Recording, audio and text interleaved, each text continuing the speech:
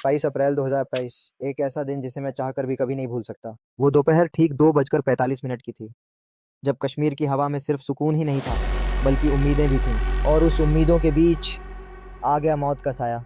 ऐसा साया जो कश्मीर के सबसे खूबसूरत इलाकों में से एक, पहलगाम को खून में डुबो गया। मैं अभय हूँ, और आज की ये कहानी एक ऐसी सच्चाई है जिसे सुनना जितना ज़रूरी है, उतना ही दर्दनाक भी। सीन 1, बैसरन घाटी, जहाँ जिंदगी मुस्कुरा रही थी।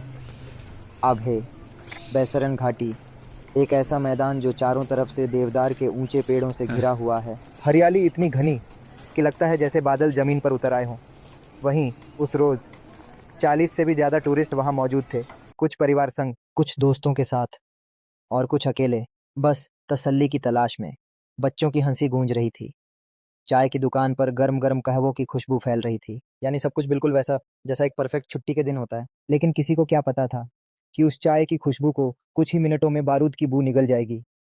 सीन 2, आतंक का आगमन, सेना जैसी वर्दी, लेकिन इरादे हैवानों जैसे। अभय, करीब 2:45 पीएम पर जंगल की तरफ से कुछ लोग आते हैं, आर्मी की तरह ड्रेस पहनी हुई, गन उनके कंधों पर, और चेहरे मास्क से ढके हुए। वो आते हैं, धीरे धीरे टूरिस्ट से सवाल पूछते हैं, कहाँ से आए हो, आधार कार्ड दिखाओ। लोग सोचते हैं सेना की चेकिंग है, इसलिए चुपचाप दिखाते हैं। लेकिन तभी उनका असली चेहरा सामने आता है।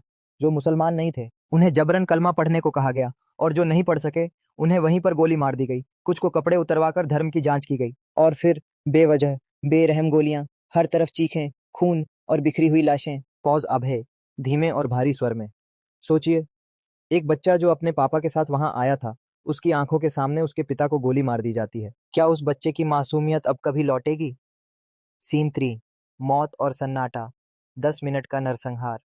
अभय, गोलियां चलती रहीं करीब 10 मिनट तक। 27 लोग मारे गए, जिनमें कुछ टूरिस्ट, कुछ लोकल दुकानदार, और कुछ वो जो बस वक्त की मार के शिकार थे। एक महिला अपने पति की लाश के पास बैठी थी, न रो रही थी न चीख रही थी, बस चुपचाप देख रही थी, जैसे आंखें कह रही हों, दर्द अब कहाँ बचा है, सब कुछ तो चला गया। उनकी तस्वीर वायरल हो गई, लेकिन क्या वो तस्वीर उस औरत का दर्द बयान कर सकी? सीन 4, इस हमले का मकसद क्या था? अब है, इतना सुनियोजित हमला यूं ही नहीं होता। इसके पीछे एक सोच, एक संदेश छिपा था। पहली वजह, अमेरिकी उपराष्ट्रपति का भारत दौरा। इतिहास गवाह है, जब भी कोई बड़ा विदेशी प्रतिनिधि भारत आता है, पाकिस्तान समर्थित आतंकी साजिशें तेज हो जाती हैं। साल 2000 में जब बिल क्लिंटन भारत आए थे, तो सिखों का नरसंहार हुआ था। अब 2025 में फिर वही कहानी दोहराई गई।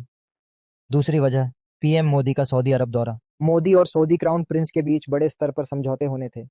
पाकिस्तान को लगा ये दोस्ती उनके लिए खतरा बन सकती है। कई पाकिस्तानी पॉलिटिकल एनालिस्ट्स, जैसे कि कमर चीमा, ने खुलेआम कहा कि ये मीटिंग पाकिस्तान के लिए झटका है।